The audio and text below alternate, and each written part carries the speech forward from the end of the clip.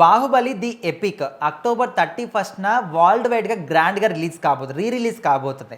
అయితే ఈ సందర్భంగా రాణా దగ్గుబాటి గారు అతన్ని నేనే చంపేసేవాడిని అనే విధంగా ఒక ఫన్నీ రియాక్షన్ ఇచ్చారని కూడా తెలుస్తుంది. మరి ఏ విషయంలో ప్రజెంట్ అయితే ఆ ఒక్క మాట అనేది సోషల్ మీడియాలో మారుమోగిపోతుంది. సో ఇప్పుడు బాహుబలి 2 పార్ట్లు కలిపి ఎపిక్ అని రిలీజ్ అవుతుందన్నమాట ప్రభాస్ గారి బర్త్డే సందర్భంగా.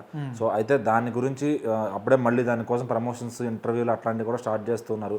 సో ఇంటర్వ్యూలు ఎక్కడ జరిగితే దాని టాపిక్ కూడా తీసుకొస్తున్నారు రానా గారు లాంటి వాళ్ళతో కానీ ఎక్కడన్నా కానీ.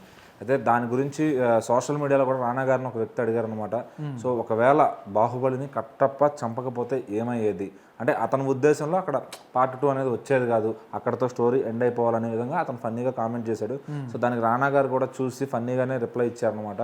సో అప్పుడు ఏముంది, సింపుల్గా బల్లాల దేవుడుగా నేనే చంపేసేవాడిని అని చెప్పి ఆయన చెప్పడం జరిగింది అనమాట. ఎందుకంటే ఈ స్టోరీలో రాజమౌళి గారు సెకండ్ పార్ట్కి లీడ్ పెట్టడానికి సో దాన్ని అంటే కథ మధ్యలో నుంచి అక్కడ కట్ చేసుకున్నారు. అది కరెక్ట్గా ఆ పాయింట్ అయితే బాగుంటుందని చెప్పి so why Kattappa killed Baahubali అనే ఒక హ్యాష్ ట్యాగ్ పెట్టుకుని సో చాలా దాదాపు 2 ఏళ్ళు వెయిట్ చేస్తారు జనాలు.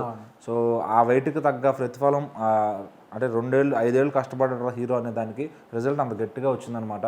సో ఫస్ట్ది దేశవ్యాప్తంగా మాట్లాడుకున్నారు. సో సెకండ్ దానికోసం వెయిట్ చేశారంటే కరెక్ట్గా ఆ పాయింట్ ఏదైతే ఆపారో అరే నెక్స్ట్ ఏం జరుగుతుందన్న క్యూరియాసిటీ, ఎవరు చంపారు, ఎందుకు చంపారు, సో అంత సింపుల్ కథలో కూడా అంతలాగా ఎలా పెట్టగలిగారు అనే దానిపైన చాలామంది డిస్కస్ చేసుకున్నారు.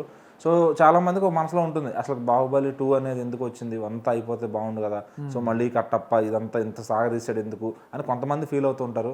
సో అసలు అది చాలామందికి అనిపిస్తుంది, అంటే ఒక థాట్లో నుంచి వస్తుంది అసలు కట్టప్ప కిల్డ్ బాహుబలి అనే కట్టప్పని బాహుబలిని కట్టప్ప ఎందుకు చంపాలనే థాట్ వస్తుంది అనమాట. సో అలా ఒకవేళ రానాన్న చంపేసి ఉంటే అక్కడితో కథ అయిపోయేది కదా, సో ఇద్దరిలో ఎవరో ఒకళ్ళు కొట్టేసుకుని ఆ ఫస్ట్ పార్ట్లోనే తేల్చేసుకుంటే అయిపోయేది కదా అని ఒక కొంతమంది మైండ్ సెట్ ఉంటుంది అనమాట. సో అలా నార్మల్గా ఆలోచించలేరు కాబట్టి ఆయన రాజమౌళి అయ్యారు ఖచ్చితంగా. సో ఆయన విజన్ ఏంటనేది, ఆయన సినిమా ఏంటనేది, ఆయన సినిమా మొదటి నుంచి కూడా ప్రమోషన్ చేయడంలో కానీ మొత్తంగా కూడా నెంబర్ 1గా చేసుకుంటూ వెళ్తారు. హీరోల్ని వాడుకోవడంలో కానీ, వాళ్ళని చూపించడంలో కానీ, సినిమా అయిపోయిన తర్వాత వాళ్ళని ఎలా ప్రమోట్ చేయాలి, ఆ హీరోనైనా విలన్ అయినా సరే ఎలా దగ్గరుండి ఆయనే మొత్తం అందరిని ఎలివేట్ చేస్తారనమాట. అన్ని రాష్ట్రాలు తిప్పుతారు, అందరికీ పరిచయం చేస్తారు, అక్కడ మీడియా ఇంటరాక్షన్స్. సో రాజమౌళి గారి సినిమా అంటే ఒక ఫెస్టివల్లో ఉంటుందన్నమాట.